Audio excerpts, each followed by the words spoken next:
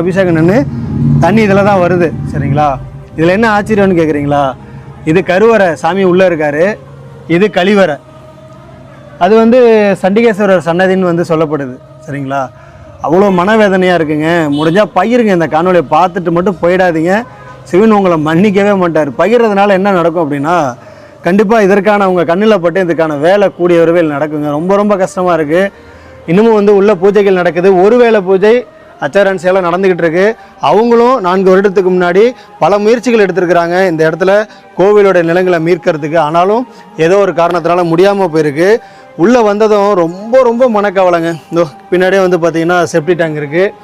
அப்படியே இங்கே பார்த்தீங்கன்னா கழிவறை, குளியலறை. இதில் என்ன கொடுமைனா இங்கே பாருங்கள், இதுதான் சண்டிகேஸ்வரி சன்னதி தெரியுதுங்களா உங்களுக்கு தெளிவா? அப்படியே பாருங்கள், இது எப்படி அமைய முடியும்? எப்படி இப்படி அமைக்க முடியும்? எப்படி மனசு வரும்? இங்கே இதுக்குள்ளே வரக்கூடாதுன்னு சொல்லிட்டு வேலி கூட இருக்குது.